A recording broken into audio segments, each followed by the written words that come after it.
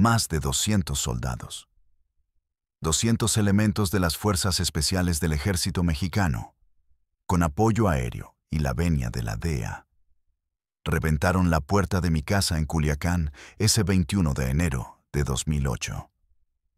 200 hombres armados hasta los dientes para detener a un solo cabrón que estaba en pijama, viendo la tele con su gente de confianza. No hubo un solo disparo. ¿Sabes por qué? Porque no me dieron tiempo ni de parpadear. Fue una operación quirúrgica, limpia, precisa, demasiado precisa. Sabían cuántos hombres tenía, dónde estaba cada arma, en qué cuarto dormía. Esa información no la consigues con un satélite ni torturando a un puntero de la esquina. Esa información te la da alguien que se ha sentado a tu mesa, que ha comido de tu plato y que te llama compadre. Esa noche, mientras me subían a un helicóptero encapuchado y con las manos destrozadas por las esposas de plástico, yo no pensaba en el gobierno, ni en los gringos, solo pensaba en una cosa. ¿Quién de mi propia sangre me había vendido? Y solo un nombre me taladraba el cráneo una y otra vez, como el zumbido de un motor a punto de reventar. Joaquín. Joaquín Guzmán Loera. Mi primo, mi compadre, el Chapo. Mi nombre es Alfredo Beltrán Leiva. La prensa me puso el Mochomo, como a la hormiga de la sierra, la hormiga roja que pica y no suelta. Dicen que porque era trabajador, incansable, y porque construí mi imperio desde abajo, grano a grano, kilo a kilo, como una hormiga construye su hormiguero. A mí nunca me gustó el apodo, pero se me pegó. Para mi gente, para el cártel, yo era el Freddy, o el patrón, y mi nombre, en Sinaloa y más allá, significaba ley. Significaba que si tenías un problema, yo lo arreglaba. Y si tú eras el problema, yo te borraba. Ahora mi nombre es un número de recluso en una prisión de máxima seguridad en Estados Unidos. Un fantasma encerrado en una caja de concreto de la que nunca saldré. Me dieron cadena perpetua. Vivo en un silencio que aturde, un silencio que te obliga a recordar. Y yo recuerdo todo. Cada cara, cada trato, cada bala. Especialmente, recuerdo la cara de mi primo la última vez que lo vi. Sonriéndome, dándome un abrazo de Judas antes de entregarme en bandeja de plata. Nosotros no éramos socios, no éramos amigos. Éramos familia, sangre de la misma sangre de Badiraguato. Su madre y mi madre, primas hermanas. Crecimos juntos en la tuna, corriendo descalzos en la misma tierra seca que nos vio nacer y que nos enseñó la primera regla de la vida. O comes o te comen.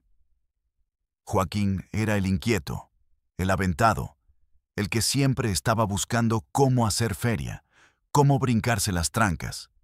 Yo era el callado, el observador. Mis hermanos, Arturo, Héctor, Carlos y yo, éramos una piña. El clan Beltrán. Siempre juntos, siempre cuidándonos la espalda. Con Joaquín formamos la Federación, que luego llamarían el Cártel de Sinaloa. No había Chapo sin los Beltrán, y no había Beltrán sin el Chapo. Éramos un solo monstruo de 2 cabezas, y el mundo era nuestro para devorarlo.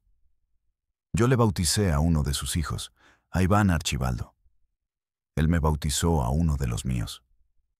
¿Entiendes lo que eso significa en la sierra? Es un lazo más fuerte que la sangre. Es un pacto ante Dios.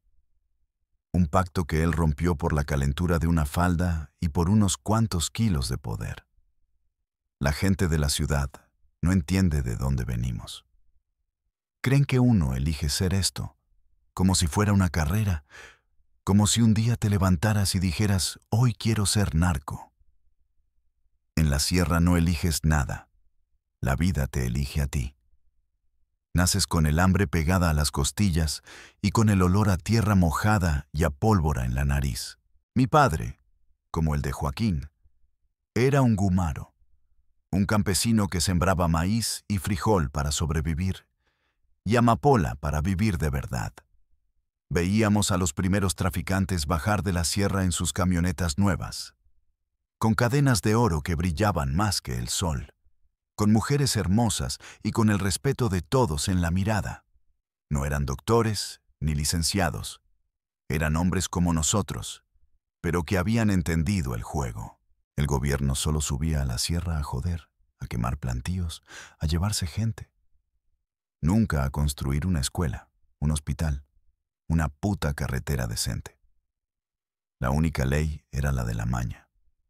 La única oportunidad era el negocio. Mi alma no la vendí de golpe. La fui empeñando de a poco.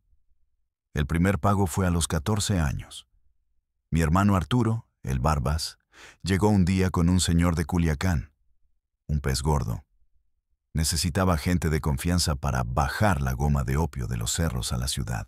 El trabajo era sencillo. Caminar por la noche, por brechas que solo nosotros conocíamos, con una mochila cargada. La paga era más de lo que mi padre ganaba en un año de siembra. Esa noche no dormí. Pensaba en los zapatos nuevos que podría comprarle a mi madre, en la comida que no faltaría en la mesa. A la mañana siguiente, le dije a Arturo que le entraba.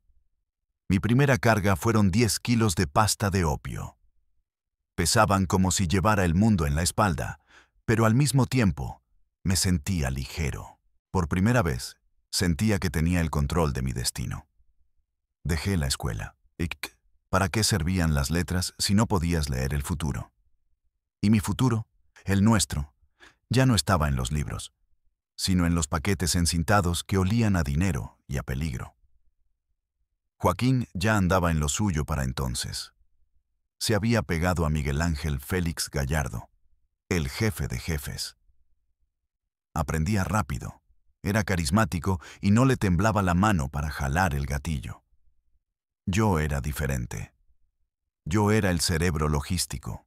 Mientras otros se enfocaban en la violencia, yo me enfocaba en las rutas, en los contactos, en la contabilidad. Aprendí a mover la mercancía sin que nadie la viera, a corromper al policía, al soldado, al político. Arturo era la fuerza, el brazo armado, un general nato. Héctor, el H, era el de las relaciones públicas, el que negociaba con los colombianos. Carlos era más discreto. Juntos, éramos la máquina perfecta. Cuando el Chapo y el Güero Palma cayeron presos la primera vez, y cuando mataron a Amado Carrillo, el Señor de los Cielos, se abrió un vacío de poder. Nosotros no esperamos a que nadie nos diera permiso. Tomamos lo que era nuestro. Con Joaquín preso, nosotros le cuidamos el negocio. Lo hicimos más grande, más fuerte. Le mandábamos su dinero a la cárcel, sobornamos a los guardias para que viviera como un rey. Cuando se escapó de Puente Grande en 2001, lo recibimos con los brazos abiertos. La Federación renacía, más poderosa que nunca. Yo mismo coordiné parte de su protección. Lo escondí, lo alimenté. Le di mi gente para que lo cuidara. Éramos una familia otra vez, en la cima del mundo. Pero el poder cambia a la gente. ¿Y el dinero? El dinero y las faldas envenenan la sangre más rápido que cualquier cosa. Y mi primo, el chaparrito de la tuna, ya había probado el veneno. Solo estaba esperando el momento perfecto para clavarme el colmillo por la espalda. Y todo. Todo empezó por una mujer que se cruzó en su camino. Una mujer que lo obsesionó al punto de traicionar a su propia sangre para tenerla. Pero esa historia, la de la traición, necesita su propio espacio.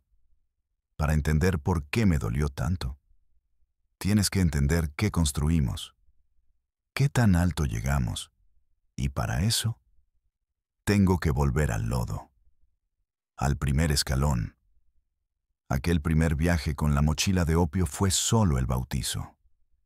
La verdadera iniciación vino después. Ya no se trataba de ser un simple burrero. Arturo, mi hermano, me metió en la logística. Dejé de cargar y empecé a organizar. A mis 16 años, yo ya sabía qué brechas estaban calientes, qué comandantes de la judicial estaban en la nómina y cuáles no, qué retenes militares eran fijos y cuáles eran móviles.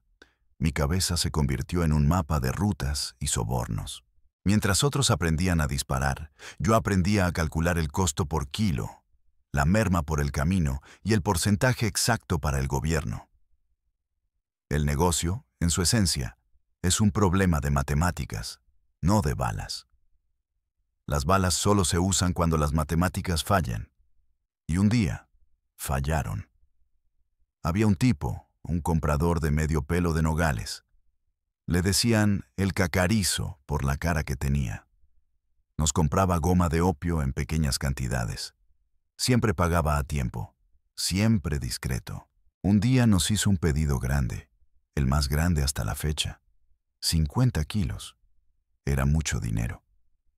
Mi instinto me decía que algo andaba mal, pero la ambición es una perra sorda. Le entregamos la mercancía en un punto en la sierra.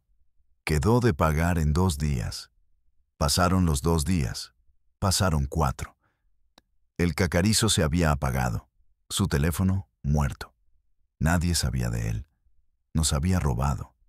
En el negocio no hay policías a los que llamar, no hay abogados. Solo hay una regla. La ofensa se paga con sangre. Arturo estaba que echaba lumbre. Quería bajar a Nogales con un comando y hacer un desmadre. Yo lo frené. Así no, le dije. El ruido atrae al gobierno. Esto es personal. Lo rastreamos durante 3 semanas. Un primo nuestro que trabajaba de mesero en un restaurante de mariscos en Hermosillo lo vio. Estaba gastándose nuestro dinero, con una mujerzuela del brazo y una cadena de oro nueva que le brillaba en el pescuezo. Fuimos 3 nomás. Arturo, un sicario de nuestra confianza apodado El Sombra, y yo. Lo esperamos afuera de un bar de mala muerte. Eran las 2 de la mañana. Salió tambaleándose de borracho. Lo subimos a la camioneta sin que nadie se diera cuenta. Un levantón limpio. Lo llevamos a una casa de seguridad en las afueras. El olor a miedo que despedía su cuerpo era más fuerte que el del alcohol. Lloraba, suplicaba, juraba que nos iba a pagar. Pero el dinero ya no importaba. Lo que importaba era el mensaje. Arturo lo golpeó hasta que se cansó. Le rompió las costillas, la nariz. Yo solo miraba, callado. Sentía un frío en el estómago que no era miedo, era algo más. Era la certeza de que estaba cruzando una puerta sin regreso. Arturo me pasó una pistola, una Super .38. Hazlo tú, me dijo. Tienes que mancharte las manos, Freddy. Tienes que saber lo que se siente, para que nunca dudes. El cacarizo me miró a los ojos. En esa mirada vi el reflejo de lo que me estaba convirtiendo. No había odio, solo terror. Le temblaba la mano. Cerré los ojos y jalé del gatillo. El sonido en ese cuarto cerrado fue ensordecedor. El olor a pólvora y sangre llenó el aire. No sentí nada, ni remordimiento, ni poder. Solo un vacío inmenso. Había matado a un hombre por dinero. Esa noche, el muchacho de la sierra murió y nació el mochomo. El primer dinero grande que gané de verdad, el que no era solo para comer o para comprar ropa, lo usé para ponerle piso de cemento a la casa de mi madre. Luego le compré un refrigerador nuevo, una estufa de gas, una televisión a color. Ver su cara de felicidad, sus ojos llorosos de agradecimiento, era una droga más potente que cualquier cocaína. Ella nunca preguntó de dónde salía el dinero. En la sierra, las madres aprenden a no preguntar. Solo rezan. Pronto, la casa de adobe se convirtió en una casa de ladrillo. La vieja troca de mi padre fue reemplazada por una Cheyenne del año. Empecé a usar ropa de marca, botas de avestruz, relojes que costaban más que una casa en el pueblo. El respeto en la mirada de la gente cambió. Ya no era Alfredito, el hijo del gumaro. Era Don Alfredo.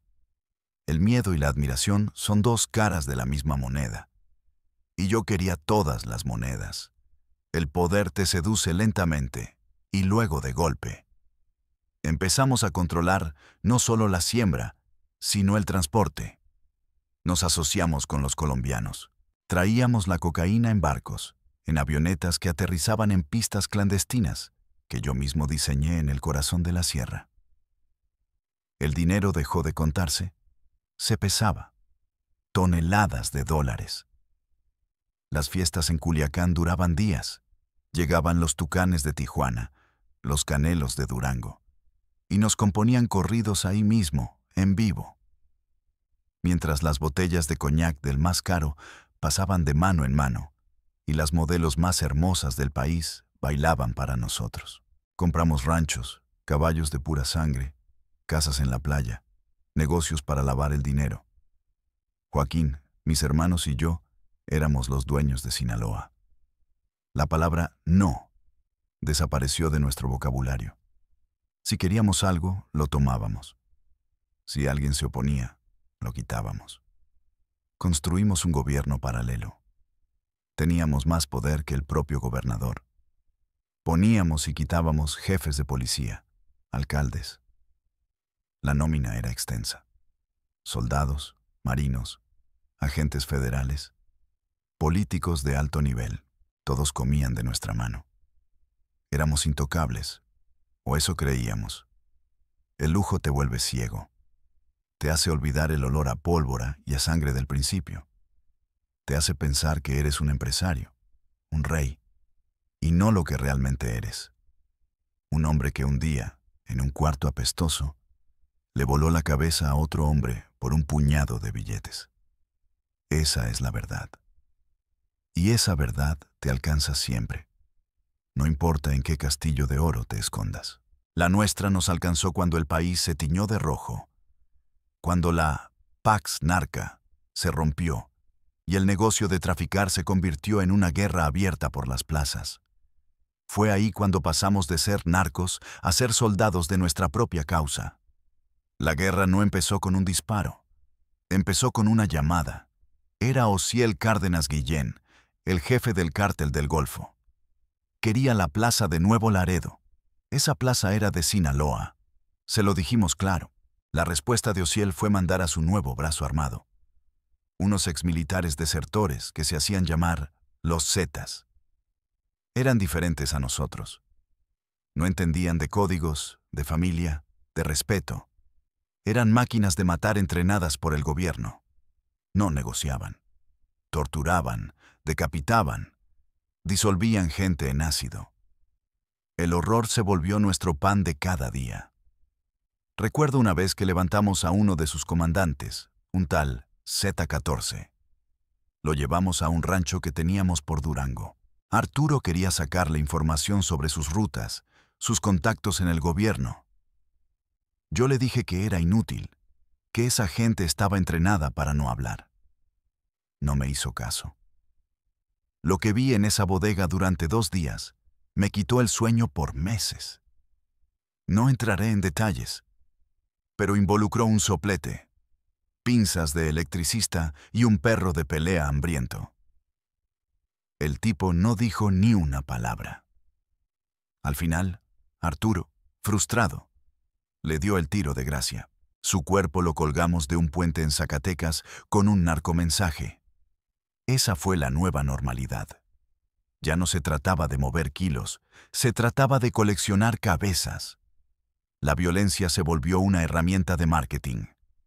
Cada cuerpo encintado, cada decapitado, era un anuncio. Esta plaza tiene dueño, decíamos sin decir una palabra. Yo odiaba esa parte del negocio. Era sucia, ruidosa. Mi especialidad era otra, la corrupción de alto nivel. El dinero en efectivo abre cualquier puerta, créeme. No tienes idea de cuántos políticos que hoy salen en la tele dándose golpes de pecho contra el narco comieron de mi mano. Senadores, diputados, hasta secretarios de Estado. A uno muy famoso que aspiraba a la presidencia. Le financiamos parte de su campaña. Nos reunimos en un hotel de lujo en la Ciudad de México. Llegó con 3 guardaespaldas y una sonrisa de anuncio de pasta de dientes. Mientras bebía un whisky de 18 años, me hablaba de su plan para pacificar el país. Yo solo asentía, mientras mi gente le entregaba 3 maletas con $5 millones cada una. No le pedimos nada a cambio en ese momento. Era una inversión a futuro. El favor se cobra cuando llegan al poder. Así funciona. El verdadero poder no está en el cuerno de chivo, está en la agenda telefónica. Las fiestas eran una locura, una forma de escapar de la carnicería diaria. Gastábamos fortunas en una sola noche. Recuerdo una para el cumpleaños de mi hermano Héctor, en Cuernavaca. Cerramos una hacienda completa. El invitado especial era Joan Sebastián. Llegó en su helicóptero, cantó 3 horas seguidas sus mejores canciones. Le pagamos $200,000 en efectivo, más un reloj de oro con diamantes que le regaló Arturo. Joan era amigo, entendía el negocio, nunca hacía preguntas. En la fiesta había de todo. Modelos colombianas, actrices de telenovela que cobraban por presencia. Y por supuesto, políticos y jefes de la policía local que venían a rendir pleitesía. En una de esas, un general del ejército, ya muy borracho, se me acercó y me dijo al oído: «Mi general Beltrán, a sus órdenes. Lo que necesite, usted solo avise. El país es suyo». Le di una palmada en la espalda y le llené el vaso. Esa noche, ese general se fue con una Suburban nueva y $10,000 en la bolsa. A la semana siguiente, nos avisó de un operativo federal en nuestra contra. Salvó un cargamento de 2 toneladas de coca. La lealtad, como todo en esta vida, tiene un precio. Pero no todo era glamour y poder. El miedo siempre estaba ahí, agazapado en un rincón. El miedo a la traición, a un levantón, a que le pasara algo a tu familia. Por eso nos cuidábamos tanto. Yo no dormía 2 noches seguidas en la misma casa. Mi convoy era de 10 camionetas blindadas, con gente armada con Barrett .50, capaces de perforar cualquier blindaje. Mis hijos estudiaban con guardaespaldas. No podían ir a una fiesta, al cine, a ningún lado, sin un ejército detrás. ¿Qué clase de vida es esa? Les das todo el dinero del mundo, pero les quitas la libertad. Es la maldición de este negocio. Estás en una jaula de oro. Un día recibimos un pitazo. Los Carrillo Fuentes, el cártel de Juárez, le habían puesto precio a mi cabeza y a la de mis hermanos. Estaban dolidos por la muerte de Rodolfo Carrillo, el niño de oro, a quien la gente del Chapo había matado en Culiacán. Aunque nosotros no tuvimos nada que ver, la bronca era con toda la federación. Una tarde, mientras comía en un restaurante de mariscos en Mazatlán, uno de mis escoltas, un muchacho joven, se me acercó temblando. «Patrón, el de la mesa de allá no me gusta.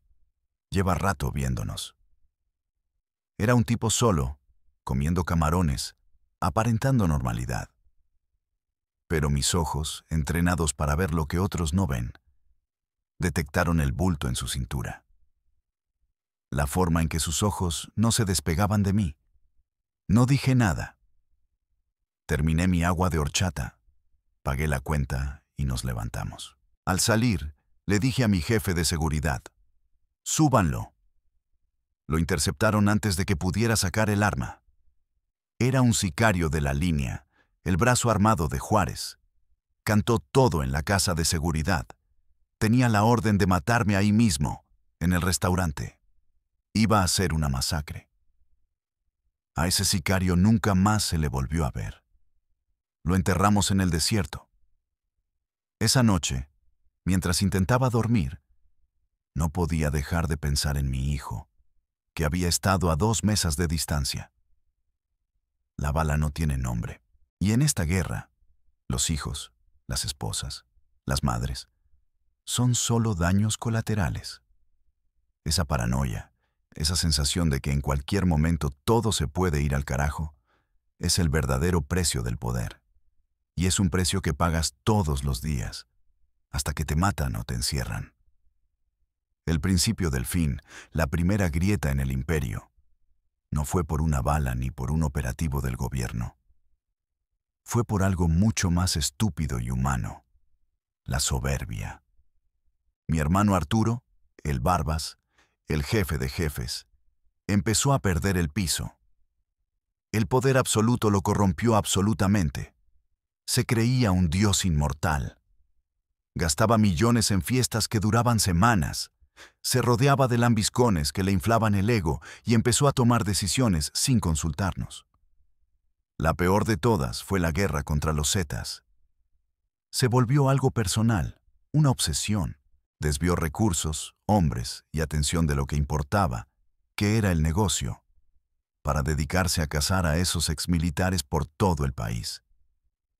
La Federación empezó a sangrar dinero y gente por una vendetta que no nos dejaba nada.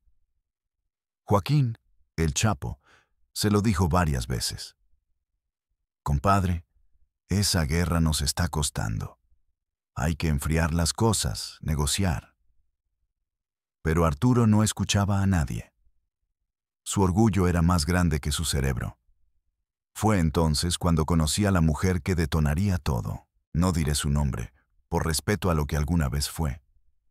Pero era una de esas reinas de belleza de pueblo, con una cara de ángel y una ambición que le quemaba por dentro. Yo la conocí en una fiesta, me la presentaron. Era inteligente, de buena plática. Tuvimos algo, una aventura. Nada serio para mí. Para mí, la familia era sagrada. Mi esposa y mis hijos eran intocables. Lo que hacía fuera de casa era otra cosa. El problema es que esta mujer no se conformaba con ser la otra. Ella quería ser la dueuta, la patrona. Y vio en mi primo Joaquín, el Chapo, a un hombre más poderoso, el verdadero jefe de la Federación. En una de las reuniones del cártel, en una casa en la sierra de Durango, nuestros caminos se cruzaron. Joaquín la vio y se obsesionó. Era su debilidad, las mujeres. Y esta en particular, con su mezcla de inocencia y veneno, lo volvió loco. Empezó a buscarla a mis espaldas, a mandarle regalos, a prometerle el cielo y la tierra. Yo me enteré, por supuesto. En este negocio todo se sabe. Lo encaré.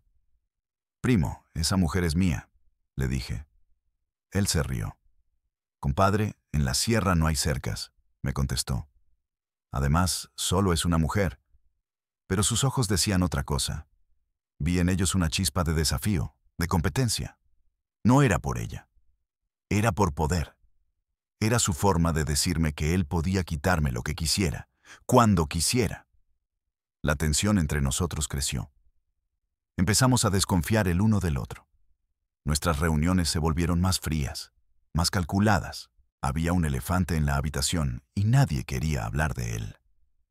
Yo notaba cómo la gente de Joaquín me miraba diferente. Sentía susurros a mis espaldas. La paranoia es el cáncer del narco. Te empieza a comer por dentro.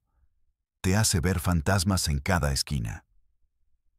Empecé a reforzar mi seguridad personal, a cambiar mis rutinas, a usar teléfonos encriptados que cambiaba cada semana.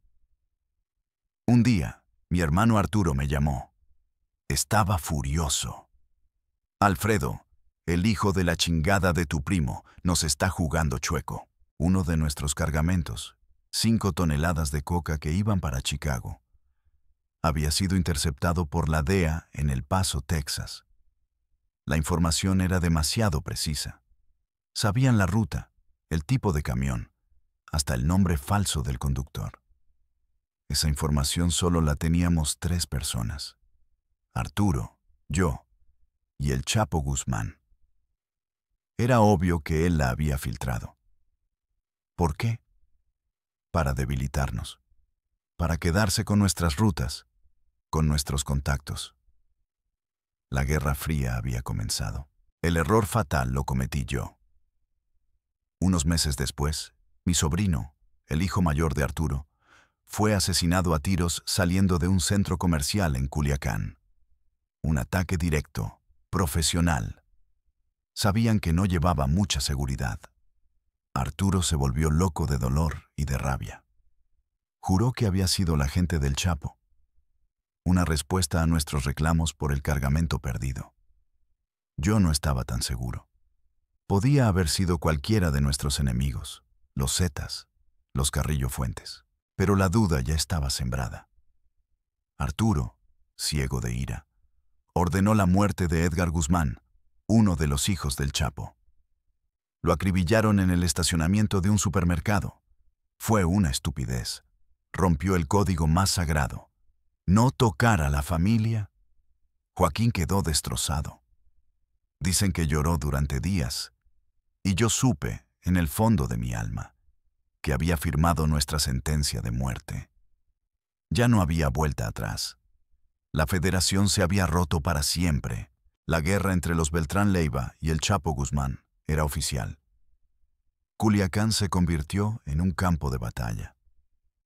Levantones, balaceras a plena luz del día, cuerpos colgados en los puentes. Era primo contra primo, compadre contra compadre. Familias enteras que habían crecido juntas, ahora se mataban entre sí.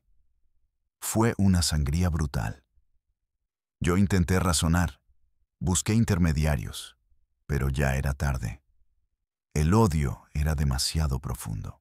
Y en medio de todo ese caos, recibí una información que me heló la sangre. La mujer, aquella por la que empezó todo, se había convertido en la mano derecha del Chapo. No solo era su amante, era su consejera.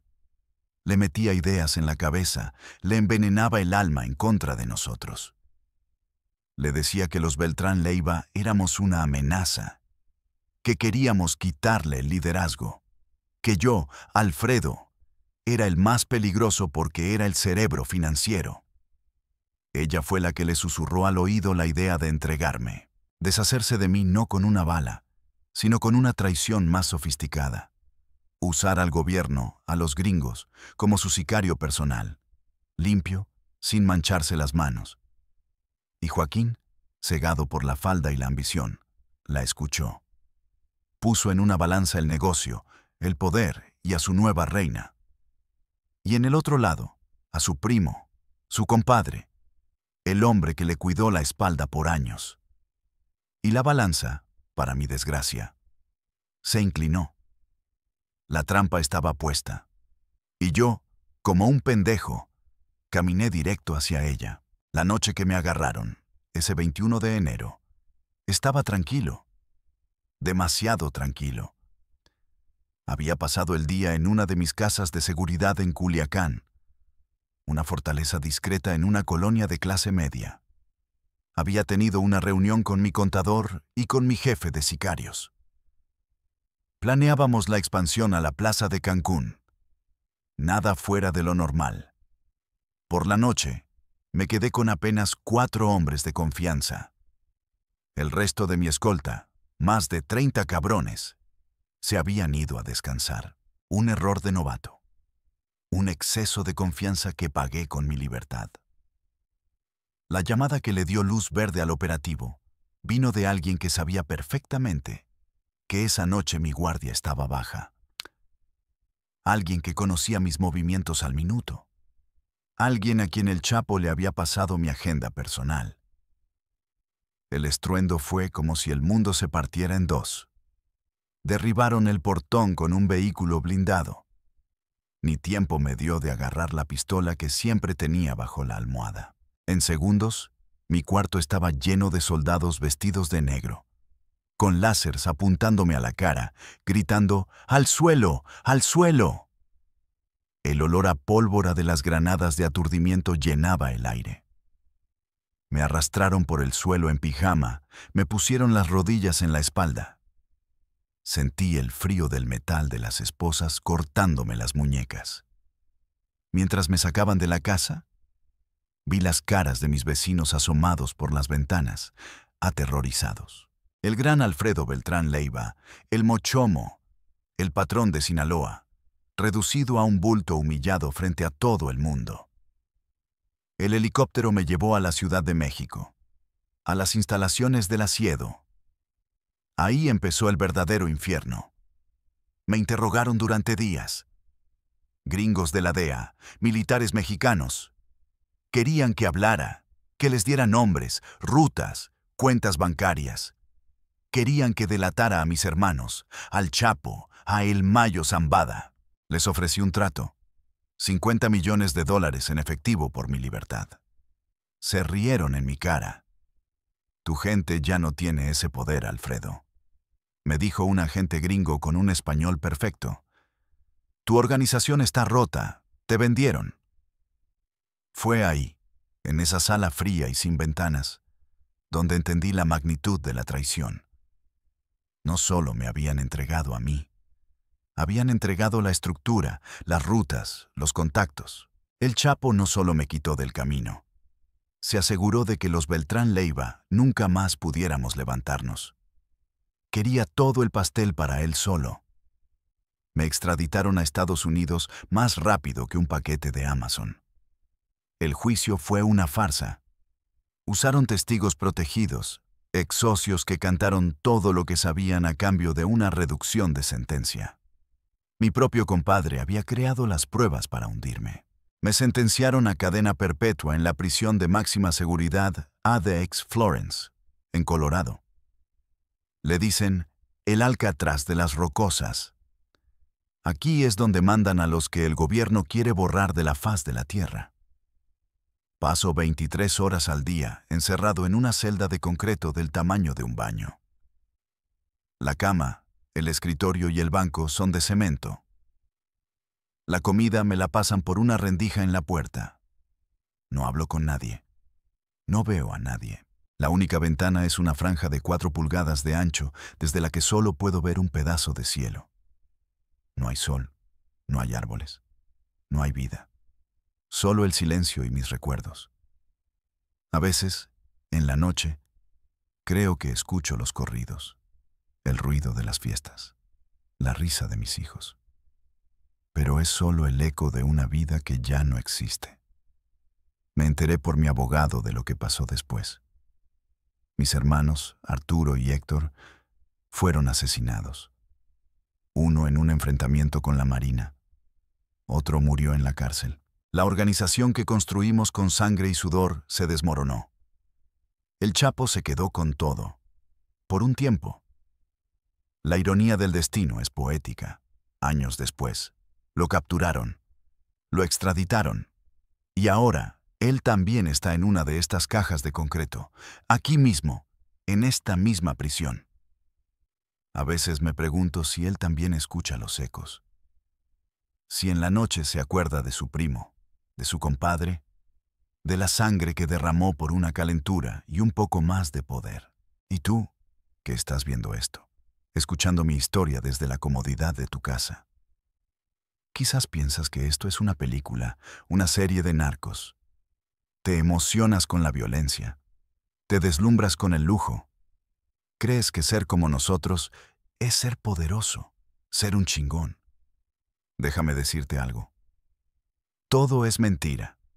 El dinero, las mujeres, el poder, todo se pudre. Al final, solo queda la traición, la soledad y una celda de concreto. Yo cambiaría todos los millones, todos los ranchos, todas las fiestas, por una tarde comiendo frijoles en la casa de adobe de mi madre en La Tuna, cuando la única preocupación era que lloviera para la siembra. Pero esa puerta se cerró el día que jalé aquel gatillo. No hay vuelta atrás. Así que la próxima vez que escuches un corrido que glorifique esta vida, acuérdate de mí. Acuérdate de Alfredo Beltrán Leiva, el Mochomo, el hombre que lo tuvo todo y lo perdió todo por la traición de su propia sangre. Este no es un juego. No hay ganadores. Al final, la casa siempre pierde. Y en este negocio, la casa es el infierno. Y créeme, el infierno es real. Yo vivo en él.